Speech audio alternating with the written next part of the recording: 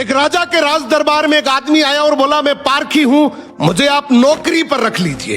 राजा बोला, नौकरी पे तो रख लूंगा, पर तनख्वाह 1 रुपए नहीं दूंगा, सिर्फ 1 पाव गुड़ और घुंघरे मिलेंगे। पारखी बोला, ठीक है हुजूर। कुछ ही दिन बाद राजा एक घोड़ा खरीद कर लाए।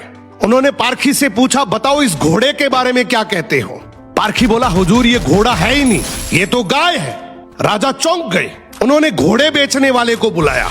उसने कहा, साहब बात तो सही है तो घोड़ा ही, लेकिन बचपन में ही इसकी मां मर गई थी, इसे गाय का दूध पिलाया गया था, इसलिए इसकी आदतें गाय जैसी है। राजा ने हैरानी से पारखी से पूछा, तुम्हें यह सब कैसे पता चला। पारखी बोला, हुजूर जब ये चल रहा था तो नीचे मुंह झुकाकर घास खा रहा था, घोड़ा हमेशा ऊपर गर्दन उठाकर खाता है, मैंने इसकी आदतों से पहचाना। राजा खुश होकर बोले, आज से तुम्हें आधा किलो गुड़ और आधा किलो घुंघरे मिलेंगे। कुछ दिन बाद राजा ने फिर पूछा, मेरी रानी कैसी है, बहुत प्रिय है मुझे। पारखी बोला, हुजूर आपकी रानी खानदानी नहीं है। राजा को विश्वास नहीं हुआ। उन्होंने ससुराल जाकर पूछा, वहां दादी ने बताया, बचपन में इसकी मां गुजर गई थी, पाला तो मैंने है, मगर दूध इसे दाई मां ने पिलाया है। राजा ने पारखी से फिर पूछा, रानी के बारे में तुझे कैसे पता। पारखी बोला, हुजूर इसके स्वभाव से खानदानी रानी में शालीनता होती है, मगर ये नौकरों पे चिल्लाती है, गाली देती है, इसकी आदतों से पहचान गया कि ये खानदानी नहीं है। अब राजा बोले, चलो मेरे बारे में बताओ।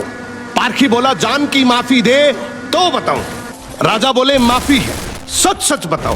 पारखी बोला, आप राजवंश के नहीं हैं, आप मुझे भड़बूजे लगते हैं, गुड़ और भंगूरे सेकने वाले। राजा घबरा गए। जाकर अपनी माँ से पूछा, माँ सच बताओ वरना मैं मर जाऊंगा। माँ रोते हुए बोली, बेटा बात तो सच है, जिस दिन तू पैदा हुआ था उसी दिन महल के पास एक भड़बूजे का भी बेटा पैदा हुआ था, तू मर गया था और मैंने राजवंश बचाने के लिए उसके बेटे को लिया, वो तू है। राजा ये सुनकर दुखी भी हुए और खुश भी हुए। इंसान की पहचान उसके चेहरे, कपड़े या खानदान से नहीं होती, उसके चरित्र से होती है। किसी को भी केवल उसकी शकल, सूरत, पद या घर देखकर मत परखो, उसकी आदतें, उसका व्यवहार ही